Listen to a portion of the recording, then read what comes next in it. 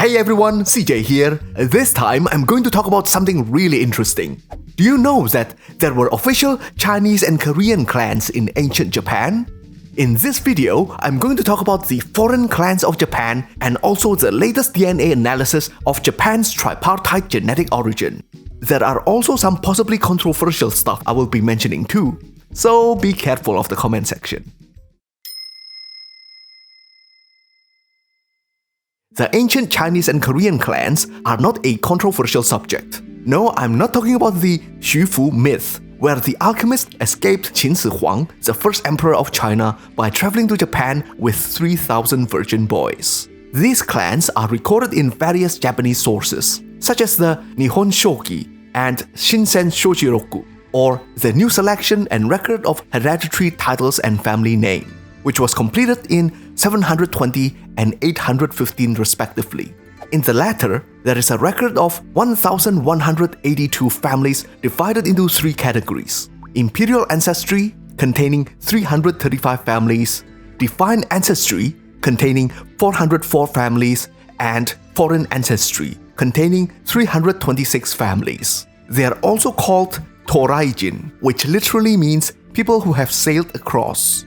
Among these foreign families, there are Chinese clans and Korean clans from the Korean Three Kingdoms, Goguryeo, Baekje, and Silla. What is disputed though is the claimed origin of these clans. We know that the Korean kingdom of Baekje was close to the Japanese kingdom of Yamato. Even one of Japan's national treasure, such as the seven-pronged sword, was a gift from Baekje.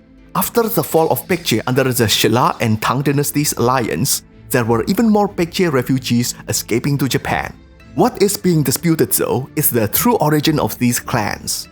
Among the most prominent of those are the Hata clan and the Aya clan. If you read the kanji in Chinese, Hata is pronounced Qing.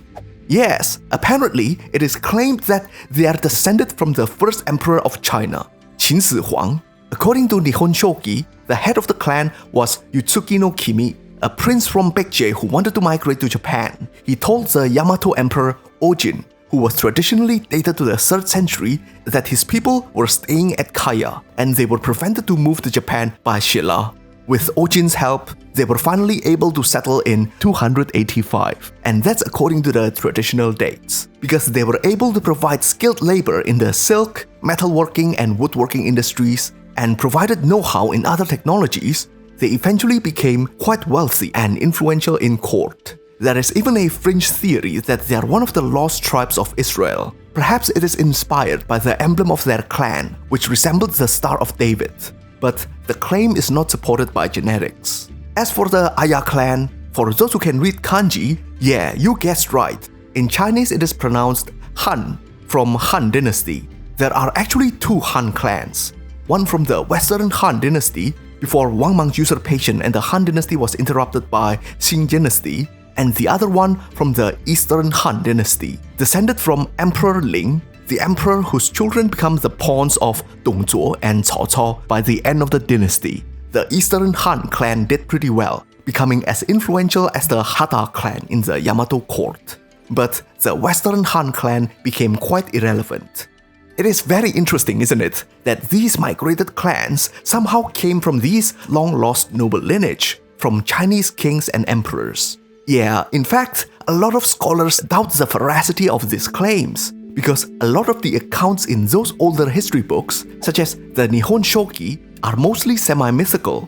It claims that the Japanese emperors are descended from gods, and these rulers regularly lived for over 100 years. The historical Emperor Ojin, if he existed, might actually have reigned sometime later than traditionally believed. He could have reigned from somewhere around the late 4th century to early 5th century. So it is really difficult to verify the chronology and figure out what really happened. Did they come during Ojin's rule, or did they come before his rule under a different emperor? We don't know.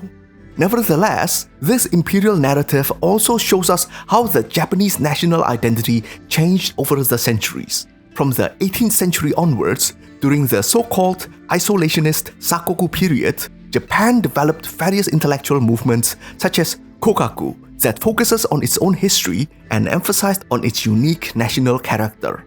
But previously, during the time these ancient history books were written, in the 8th to 9th century, they were following the Confucian model more closely, albeit with some of their own modifications. To give the time period more context, Japan's continental neighbor at the time, the Tang Dynasty, was enjoying one of China's golden ages. And there were also a lot of diplomatic missions sent there to import technology and knowledge back to Japan. So it makes sense that they would have modeled their own emperor after the Confucian ideal of all-encompassing benevolence.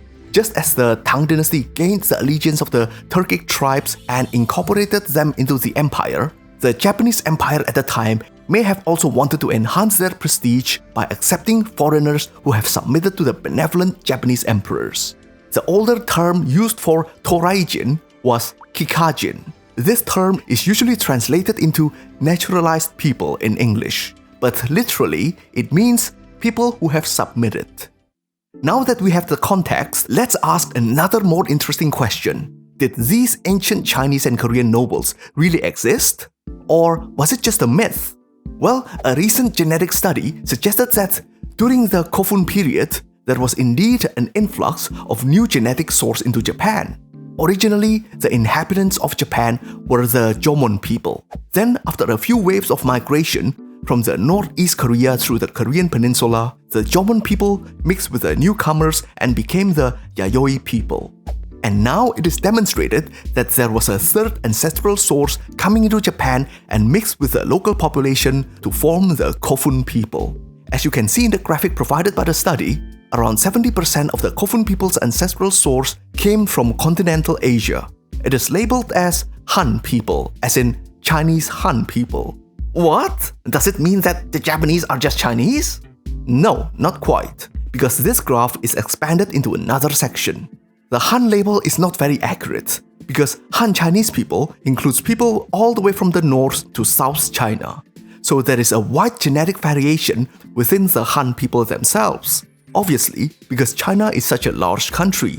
The Kofun people is especially closer to the ancient population at the Yellow River region, and slightly closer to those in North China than the Southern Chinese. Anyway, just to be clear, modern Japanese and Chinese people are quite genetically distinct now, because they each intermixed with various people who migrated into their territories over time, and the Jomon admixture is practically non-existent in continental Asians.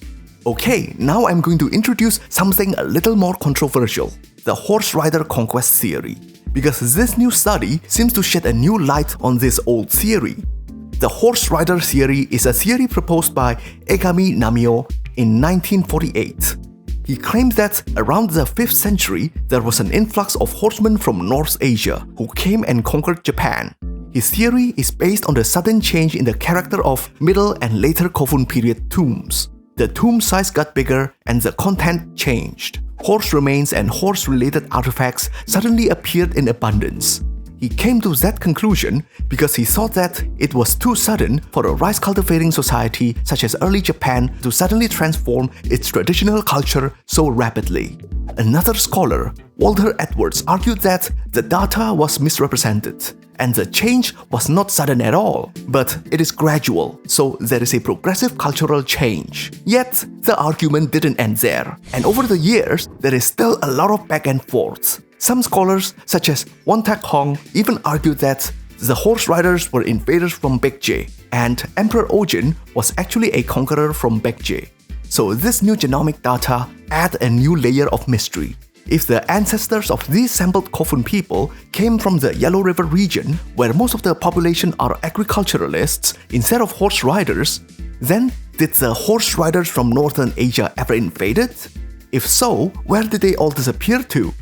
Admittedly, these Kofun samples came from the late Kofun period, from around 1,400 years ago. So, the Northern Asian horse riders couldn't have been wiped away completely in just a century or two if they have ever left their mark. Obviously, we will move a step closer to solving this mystery when more discoveries are made in the future. But in the meantime, what do you think about this recent discovery? Feel free to share your thought if you can brave the comment section. By the way, if you like this kind of cool history, then make sure to subscribe because we've got plenty more contents coming up. If you like what we are doing, then you can also support us on Patreon. Until next time, stay cool, my bros!